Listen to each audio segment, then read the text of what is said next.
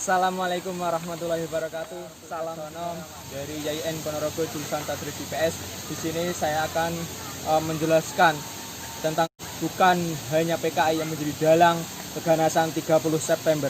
Jadi di sini adalah sebuah patung di sini yang bertepatan di Desa Kresek, Kecamatan Wungu, Kabupaten Madiun. Di sini adalah salah satu monumen yang ada di Indonesia yang menjadi keganasan atau yang menjadi sebuah cerita tentang keganasan PKI. Di situ sudah terlihat ada orang yang memenggal kepala dari sebuah orang, yaitu ulama atau kiai yang ada di sekitar desa Kresek tersebut. Jadi di situ adalah kiai yang dipenggal kepalanya karena memang PKI adalah Partai Komunis Indonesia yang adalah komunis yang sangat ganas, yang sangat bahaya, yang sangat kejam. Jadi di sini tidak hanya PKI yang menjadi dalang, namun juga ada beberapa orang yang ada di balik keganasan PKI. Untuk selanjutnya, mari kita simak. Partai Komunis Indonesia atau yang biasa disebut PKI adalah sebuah partai politik di Indonesia yang telah bubar. Partai PKI adalah partai komunis non-penguasa terbesar di dunia setelah Uni Soviet dan Tiongkok, yang pada akhirnya dihancurkan pada tahun 1965. Namun, luka yang dalam dari ganasnya Partai Komunis Indonesia telah meninggalkan jejak yang tak akan dilupakan, khususnya di Indonesia. Korban yang begitu banyak, bahkan tokoh-tokoh penting di Indonesia gugur saat Partai Komunis Indonesia menjadi penguasa yang sangat kejam. Namun perlu kita ketahui, bukan hanya PKI yang menjadi dalang gerakan 30 September. Untuk lebih jelasnya, tetap ikuti video ini. Assalamualaikum warahmatullahi wabarakatuh. Kembali lagi dengan saya, Diah Nurul Azizah. Kali ini dengan mata kuliah Sejarah Indonesia Kontemporer dengan judul bukan hanya PKI yang menjadi dalang gerakan 30 September. Oke. Sebenarnya gerakan 30 September atau yang biasa kita kenal sebagai G30 SPKI itu lebih tepatnya hanya disebut sebagai G30S saja atau gerakan 30 September saja. Mengapa demikian? Karena di dalam gerakan 30 September ini sebenarnya bukan hanya PKI saja ya yang menjadi dalangnya. Ada beberapa orang di dalamnya yang menjadi dalang dari gerakan 30 September ini. Jadi gerakan 30 September ini tidak ada dalang utama di dalamnya ya. Ada beberapa orang di dalamnya.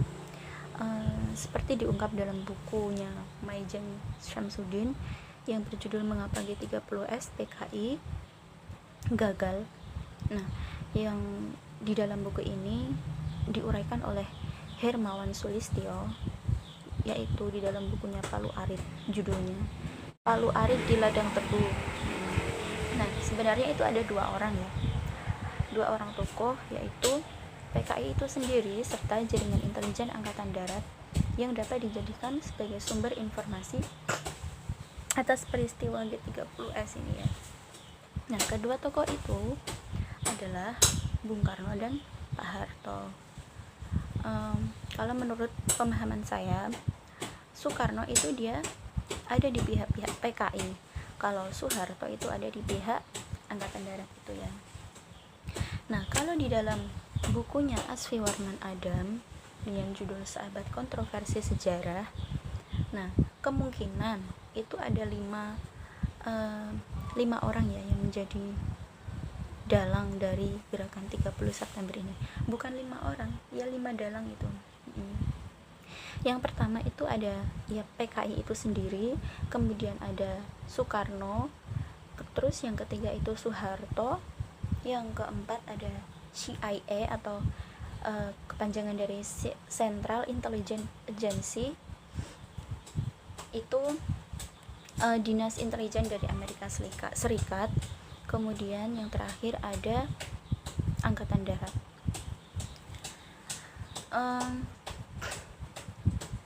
Kemudian saya akan memaparkan dalam bukunya di sini saya membaca beberapa buku ya. Saya akan memaparkan satu persatu mengapa mereka menjadi dalang dari gerakan 30 September ini. Alasan Soekarno terlibat dalam gerakan 30 September itu karena saya di sini menemukan sebenarnya ada banyak beberapa alasan, namun yang saya temukan hanya ada 2 alasan. Karena bagian buku yang saya baca itu bagiannya tidak ada gitu, namun ini valid kok. Alasan yang pertama yaitu karena Soekarno itu ada masalah internal dengan Angkatan Darat yang bersifat traumatis.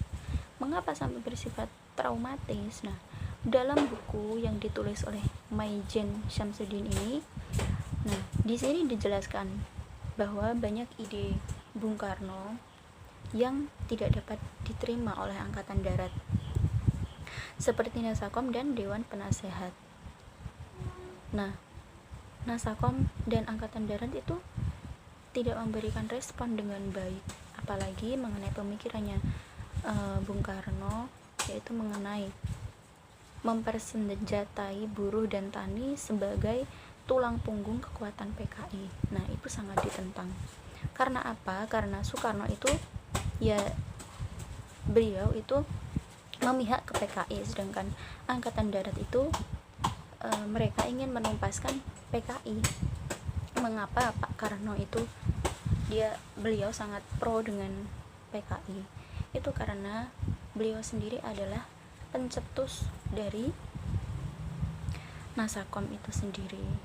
Nah, kemudian yang kedua, Bung Karno tidak ingin membubarkan PKI. Dalam pidato Nawaskara, alasan Bung Karno tidak mau membubarkan PKI itu karena Bung Karno adalah pencetus Nasakom. Namun di alasan yang pertama tadi ya, itu malah Nasakom itu yang menentang bahwa PKI itu maksudnya tidak dibubarkan gitu. Nah, saya di sini juga masih bingung ya. Nanti bisa ditanyakan ke Bu Rurun.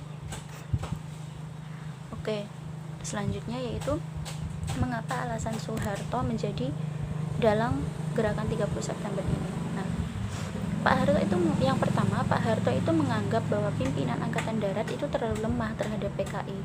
Dengan alasan itu, dia menjadikan gerakan G30S PKI itu sebagai kuda tunggangan untuk sekalian melibas PKI. Nah, kemudian yang kedua, karena pendekatan hubungan dengan pelaku-pelaku G30S di Kodam Diponegoro seperti Untung dan Latif, seolah-olah terjadi konspirasi. Tetapi karena ambisi terhadap kekuasaan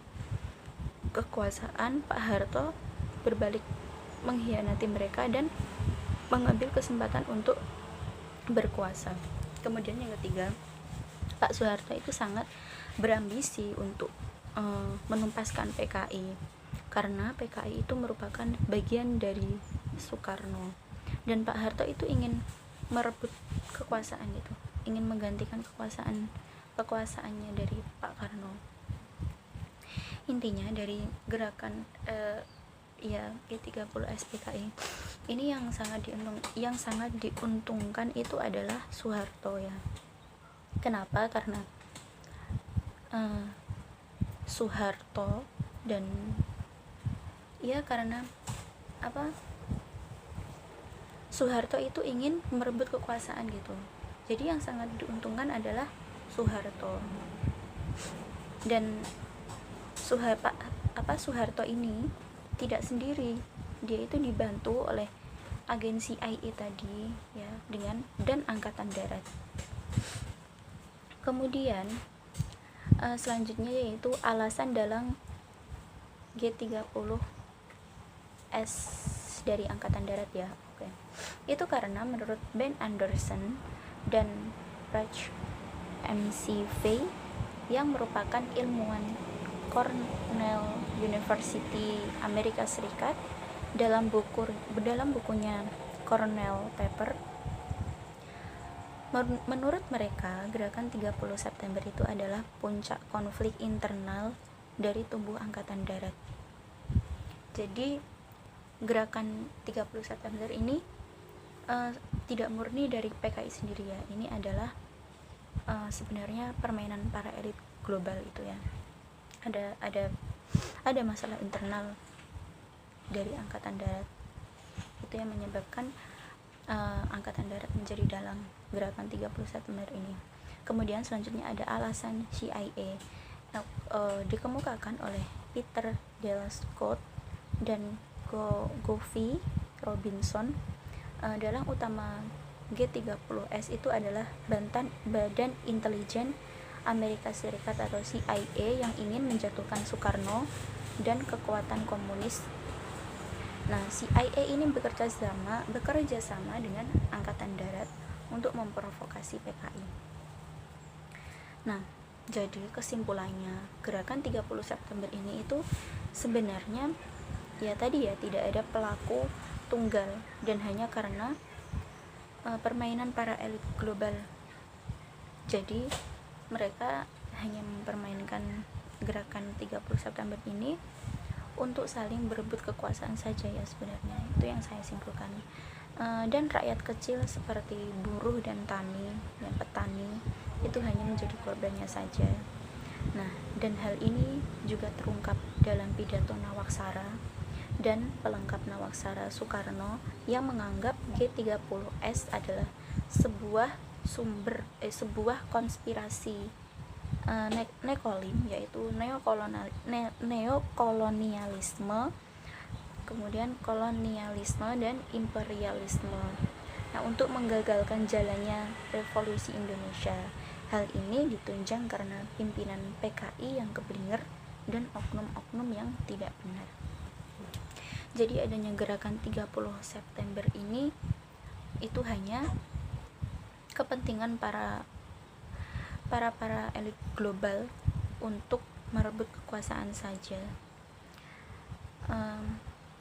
Demikian dari saya.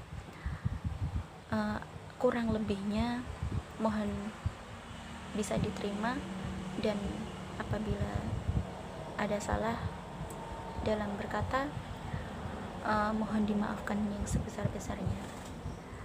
Wabillahi taufik wal hidayah. Assalamualaikum warahmatullahi wabarakatuh. Iya, setelah kita melihat video yang dijelaskan oleh Mbak Diah tadi, bahwasanya memang bukan hanya PKI yang menjadi dalang gerakan 30 September. Untuk versi-versi gerakan 30 September ini, setelah meletus gerakan 30 September 1965, muncul tentang siapa saja dalang peristiwa gerakan 30 September, yaitu yang sudah dijelaskan tadi, yaitu yang pertama adalah PKI itu sendiri, Angkatan Darat, Bapak Soekarno, Soeharto, dan CIA. Jadi di sini memang bukan hanya PKI, namun dari sekian dalang yang saya sebutkan tadi itu sangat berkaitan dengan PKI. Iya. Jadi di sini ada beberapa catatan historiografi yang melatar belakangi gerakan 30 September 1965 menurut Asfi Warman Adam. Yaitu yang pertama, PKI itu sendiri. Di sini 1 Oktober 1965, Soeharto seperti Yoga Sugama adalah pembantunya sudah menduga PKI itu dibalik kudeta. Jadi Departemen Pertahanan mengeluarkan buku 40 Hari Kegagalan G30S 1965. masih ditulis di antara dua tanda petik meskipun analisisnya mengacu kepada PKI. Tahun 1994 terbit buku putih yaitu Gerakan 30 September Pemberontakan Partai Komunis Indonesia. Kemudian yang kedua, Angkatan Darat. Ilmuwan Cornell University, Amerika Serikat, Benedict Anderson and Ruth Maffei menurut preliminary analysis of the October 1965 COP in Indonesia 1971 yang kemudian dikenal sebagai Cornell Paper. Menurut mereka, gerakan 30 September adalah puncak konflik internal antara tubuh Angkatan Darat dan juga PKI. Kemudian yang ketiga, yaitu Presiden Soekarno. Disampaikan John Huggins 1967 dan Anthony Dec 1973. Skenario yang dipersiapkan Soekarno untuk melenyapkan oposisi sebagai perwira tinggi Angkatan Darat. PKI ikut terseret akibat sangat tergantung kepada Bapak Soekarno. Yang keempat, menurut Asfi, fakta bahwa Soeharto saat itu bertemu dengan Latif dan mengetahui rencana gerakan 30 September namun tidak melaporkannya kepada Ahmad Yani atau Nasution yang menyebabkan menjadi titik masuk bagi analisis kudeta merangkak yang dilakukan oleh Soeharto. Jadi beberapa varian kudeta merangkak antara lain disampaikan oleh Saskia Wirenga, Peter Dale Scott, dan paling akhir Sue Bandrio, mantan Kepala Badan Pusat Intelijen dan Menteri Luar Negeri.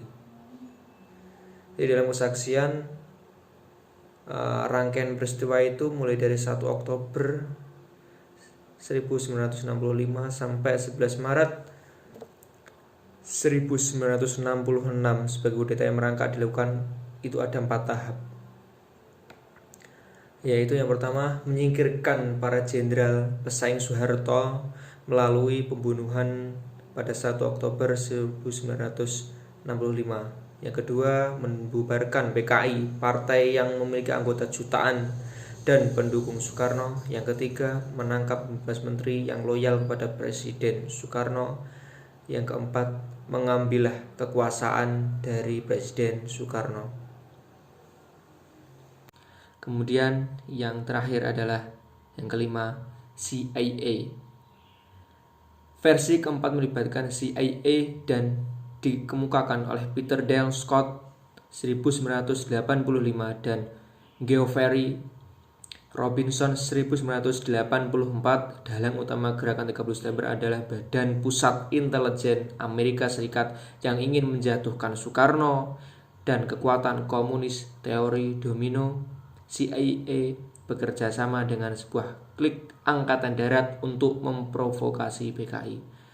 Jadi dari kelima dalang tersebut itu sangat berkaitan dengan siapa dalang di gerakan 30 SPKI tersebut. Sekian dari saya, mungkin ada salah katanya, mungkin ada salahnya, dan mungkin jika teman-teman belum memahami bisa dipertanyakan dan akan dibantu oleh Ibu Rurun juga selaku dosen sejarah Indonesia kontemporer untuk meluruskan dari video-video yang saya berikan. Sekian, terima kasih. Salam sejarawan. Wassalamualaikum warahmatullahi wabarakatuh.